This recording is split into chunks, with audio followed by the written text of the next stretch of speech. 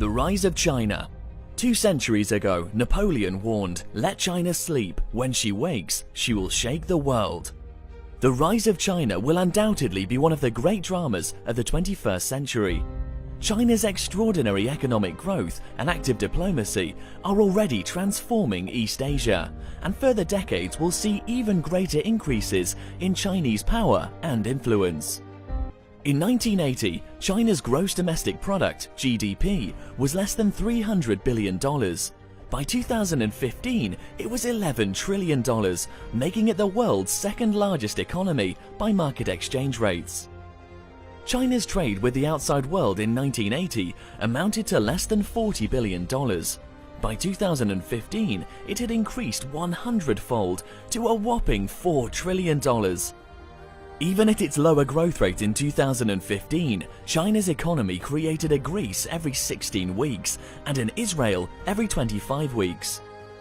Measured by purchasing power parity, which measures how many aircraft, missiles, ships, sailors, pilots, drones, bases, and other military-related items a state can buy, and the prices it has to pay in its own national currency, China has not only surpassed the US, but also now accounts for roughly 18% of world GDP, compared to just 2% in 1980. By 2005, the country was building the square foot equivalent of today's Rome every 2 weeks. Between 2011 and 2013, China both produced and used more cement than the US did in the entire 20th century.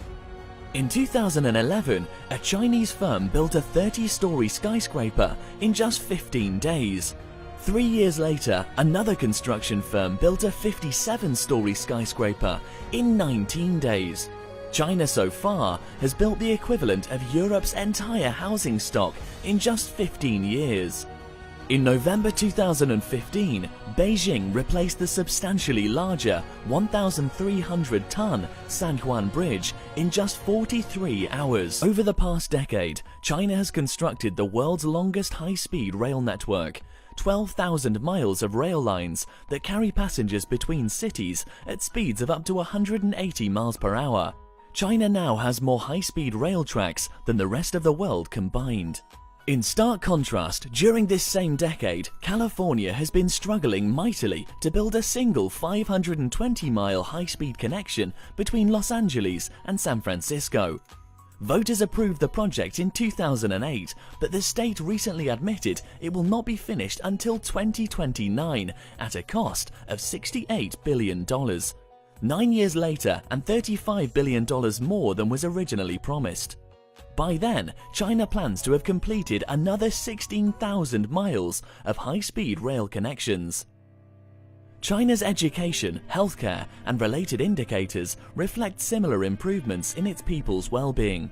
In 1949, Chinese citizens could expect to die at the age of 36, and 8 in 10 could not read or write. By 2014, life expectancy had more than doubled to 76, and 95% are literate. A generation ago, China stood at the bottom of most international rankings of nations in education, science, technology, and innovation. But after 2 decades of determined investment in the country's human capital, it has become a global competitor. Today it rivals and by some measures outperforms the United States. On the 2015 Programme for International Student Assessment, China ranked 6th in mathematics, while the United States ranked 39th.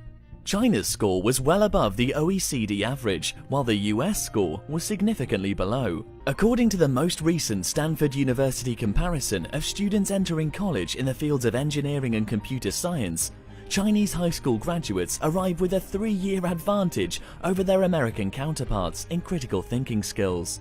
In 2015, Tsinghua University passed MIT in the US News and World Report rankings to become the #1 university in the world for engineering.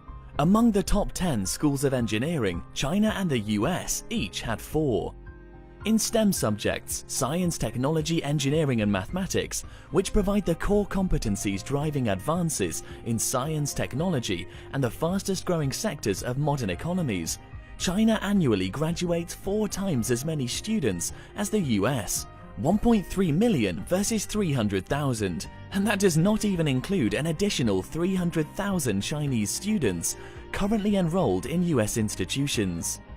Long known primarily as a low-cost producer of inexpensive consumer goods, China has seen its share of total global value added in high-tech manufacturing increase from 7% in 2003 to 27% in 2014.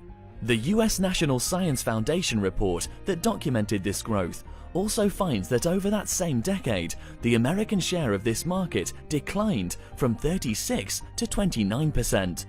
For example, in the fast-moving field of robotics in 2015, China not only registered twice as many applications for new patents, but also added 2.5 times as many industrial robots to its workforce. On its current path, China will surpass the US to become the world leader in research and development spending by 2019. Since June 2013, the world's fastest supercomputer has been located not in Silicon Valley, but in China. Indeed, in the rankings of the world's 500 fastest supercomputers, a list from which China was absent in 2001, today it has 167, 2 more than the United States. Moreover, China's top supercomputer is 5 times faster than the closest American competitor. And while China's supercomputers previously relied heavily on American processors, its top computer in 2016 was built entirely with domestic processors. As China's economy has gotten bigger, its guns and tanks and their 21st century equivalents have gotten better and allowed for a new level of competition with other great powers, especially the United States. Just as technology startups like Facebook and Uber have used the concept of disruptive innovation to upend previously dominant firms, the Chinese military is developing new technologies that can counter ships, planes and satellites that the US has developed over decades and for a fraction of the cost. China has increased its defense spending nearly 5-fold over the last decade. China currently spends more on defense than Japan, South Korea, the Philippines and Vietnam combined, and China's military spending is second only to the United States. China is now building a blue water navy. A green water navy patrols its maritime borders, a blue water navy patrols the oceans. China intends to become a 2-ocean power, Pacific and Indian. To achieve this, China is investing in deep-water ports in Burma, Bangladesh, Pakistan and Sri Lanka, an investment which buys it good relations, the potential for its future navy to have friendly bases to visit or reside in, and trade links back home. In 2014, China inaugurated a major international economic development program by financing infrastructure projects in the historical Silk Route countries.